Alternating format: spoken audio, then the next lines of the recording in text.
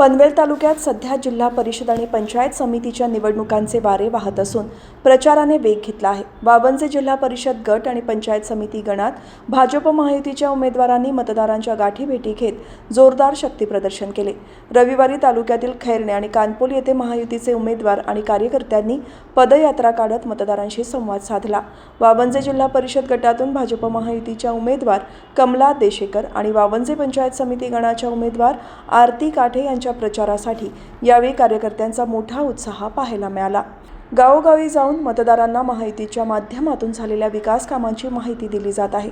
या प्रचारावेळी भाजपचे जिल्हा उपाध्यक्ष प्रल्हाद केणी, भाजप नेते एकनाथ देशेकर, पनवेल महापालिकेच्या नगरसेविका सीताताई पाटील, शिवाजी दुर्गे, डॉ. मोतीराम कोळी, नाथा आगलावे, कृष्णा पाटील, जनार्दन आगलावे, काजल पाटील, अरुणा दाभणे, दिलीप वासकर, महेश पाटील, वासुदेव पाटील, राजेंद्र गोंधळी, चंद्रकांत गोंधळी, प्रभाकर पाटील, सुरेश पोरजी, अंकुश पाटील, वासुदेव चोरमेरकर, कैलास मडवी, सज्जन पवार, रमेश मते, गोमा पाटील, संजोग पाटील, भार्गव सांगडे, बाळकृष्ण पाटील आणि निवृत्ती पाटील यांच्यासह भाजप महायुतीचे पदाधिकारी, कार्यकर्ते आणि स्थानिक नागरिक मोठ्या संख्येने उपस्थित होते।